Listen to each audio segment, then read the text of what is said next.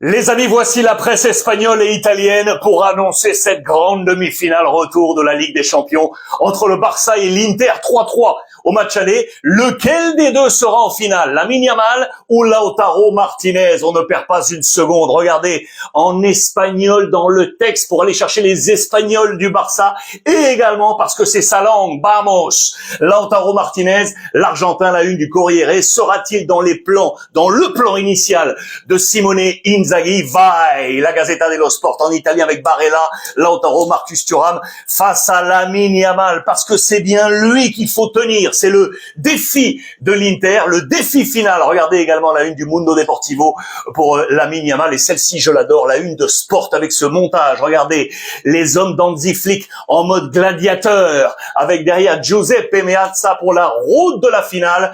Pour le Barça, c'est une bataille. Regardez en page intérieure de la Gazzetta dello Sport, les deux hommes une nouvelle fois, Lautaro et Lamine Yamal. Une finale avant la finale dans les pages intérieures du Mundo Deportivo. Et donc, Lautaro Martinez qui a rejoint le groupe, vous l'avez vu il y a quelques heures, dernier entraînement avec l'Inter pour être là. Il a fait le maximum pour être dans les plans. Il avait été annoncé out. Il est finalement bien là avec ses 21 buts, toutes compétitions confondues, pour être dans les plans de Simone Inzaghi. Côté Barça, la difficulté, les deux latéraux, regardez les amis, dans la presse générale, les latéraux, une douleur pour le Barça, Alejandro Balde sur le côté gauche et Jules Koundé, le français, sur le côté droit. On a des solutions, faut faire attention parce que vous le savez, Dumfries avait fait très mal au match aller au Barça, le Hollandais volant. Gérard Martin sera-t-il une nouvelle fois l'homme choisi sur ce flanc? Il y a d'autres solutions, vous allez les voir de l'autre côté.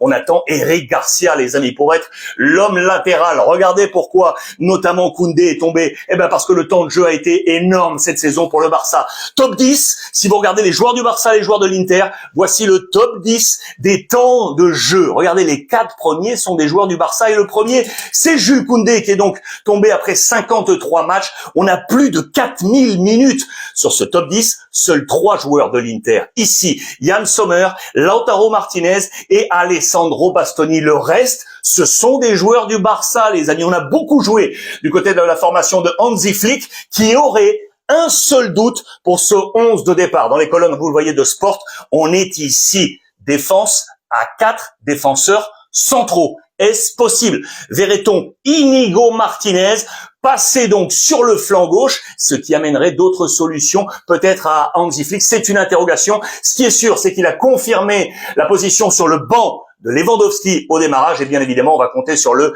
génie Lamine Yamal. Voici ce 11 probable. Alors sur le Mundo Deportivo, on garderait Inigo Martinez dans l'axe avec Cubarsí, Szczesny bien évidemment titulaire. Ter Stegen avait été amené dans le game lors du dernier match de championnat. On compterait sur Szczesny, Eric Garcia à droite et Gérard Martin qui resterait sur le côté gauche. Dani Olmo et non Fermin, c'était également un doute pour la position de boussole. Pedri, De Jong, Yamal, Ferran et Rafinha. Je vous rappelle les buteurs du côté du Barça, notamment en Ligue des Champions. Rafinha est le meilleur avec 12, Lewandowski à la deuxième place avec 11. C'est l'inverse en Liga. Lewandowski 25, Rafinha 16. Voici le 11 également de l'ami Simone Inzaghi. Un seul absent, c'est le français, vous le savez. Pavard, toujours remplacé ici par l'excellent Bissek. Sommer dans les buts, Bastoni à Serbie, Di Marco flanc gauche, Dumfries, on va y revenir, flanc droit, Kitarian, Çalhanoğlu, Barella, Marcus Thuram et Lautaro Martinez. Les amis, on a donc ce duel d'attaque, les 4 hommes forts. Tout là, Thuram, Lautaro Martinez face à Rafinha, Lamine Yamal. C'est vraiment un duel d'étoiles, vous l'aurez compris dans les pages intérieures de la Gazzetta dello Sport. On va attendre également l'ouvre-boîte à Priscatole et Dumfries, le Hollandais volant qui avait été énorme au match aller. Il sera de nouveau là. D'autres duels avec Sommer dans les buts face à Szczesny, donc préféré au retour de Ter Stegen. On garde la confiance au Polonais qui a tenu la baraque en l'absence de l'Allemand qui était de retour ce week-end. Ce qui est sûr, sûr, c'est qu'on nous promet l'enfer pour les Catalans. Du côté, regardez, de Giuseppe Meazza, qui menace la route de Munich. Pour le Barça, on va être dans un record absolu, 75 000 spectateurs. C'est un sold out attendu avec, au passage, eh bien, des crédits, parce que ça va faire de l'argent pour l'Inter. On attend un nouveau record et passer au-dessus des 13 millions d'euros récoltés. Voici les matchs records avec l'Inter Milan, Milan-Inter, Inter-Bayern, Inter-Atlético. Les recettes sont là pour la formation de l'Inter du président Beppe Marotta. On a en tête une date côté Inter. Souvenez-vous, c'était 2010. L'Inter avait battu avec José Mourinho le Barça en demi-finale. Le Barça qui était tenant du titre. Eh bien, l'Inter était venu prendre ce trophée après en finale face au Bayern Munich.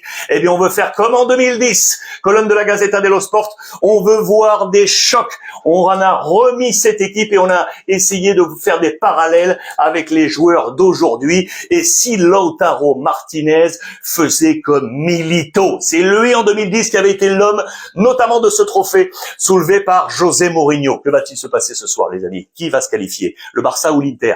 J'attends vos commentaires et en attendant ce soir, eh bien, profitez des vôtres, les amis.